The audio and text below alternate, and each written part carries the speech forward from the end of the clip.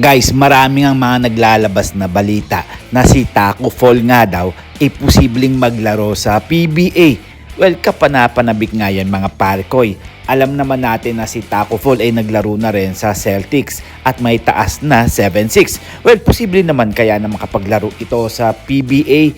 Well, may mga balita nga o rumor na gusto nga daw maglaro neto sa PBA at kukunin daw ng Barangay Ginebra mga parkoy ha. Tandaan nyo, Barangay Ginebra, alam naman natin na solid ang Barangay Ginebra kay Justin Brownlee na marami nang naibigay na kampiyonato. Dahil kung ako ang tatanungin mga parkoy, pwede rin kunin ng Barangay Ginebra o kahit anong team dito sa PBA itong si Tacko Fall dahil alam natin na may taas na 7'6" ito at malaki talaga ang maitutulong neto at sa mga banggaan pagdating sa loob. At alam ninyo kung mahihirapan nga ba ang mga kalaban nito.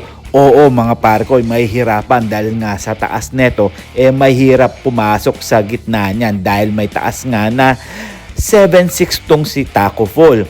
Dahil kung ako sa Barangay Ginebra, pwede rin sila magpalit ng import kung kinakailangan dahil ngayong Commissioner's Cup talagang naglalaki yan ang mga import sa PBA.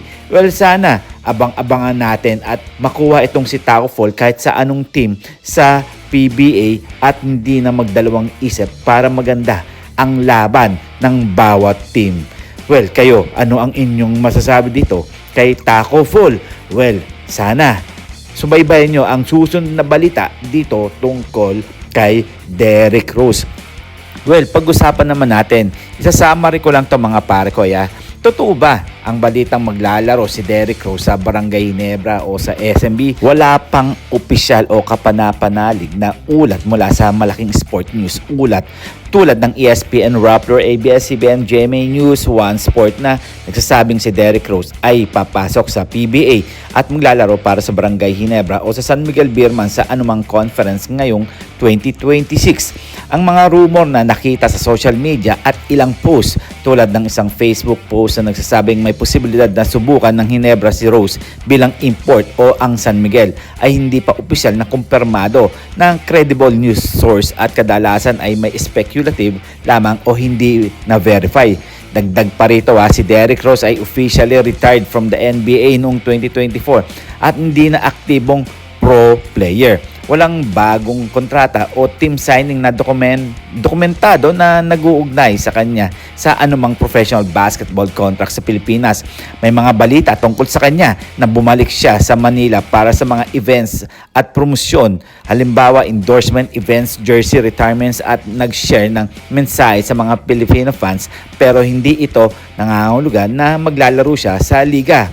Bakit may mga link ups sa nababanggit? Ang mga link ups o rumor na may uugnay kay Derrick Rose sa barangay o sa mga team gaya ng Ginebra o SMB ay malamang nanggagaling sa mga social media speculation. Ayan mga parkoy hindi pa sure to.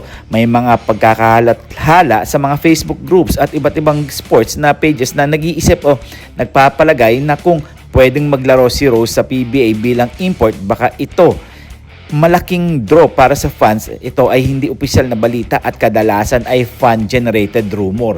Well mga parikoy, si Rose ay popularity sa Pilipinas, kilalang kilala na siya at alam natin na magaling talaga. Si Derrick Rose ay may malaking tagahanga sa Pilipinas dahil sa kanyang NBA career at ilang mga pagbisita sa bansa. Pero ang relasyon nito sa local basketball tulad ng PBA ay mas casual o fan-oriented lamang. Well, may nagsasabi pa nga mga parkoy, may nag-offer sa kanya na 5 million. Totoo ba? Walang opisyal na ulat sa mga kilalang news sources na may naka-offer na 5 million kontrata kay Derrick Rose mula sa Barangay Ginebra o SMB.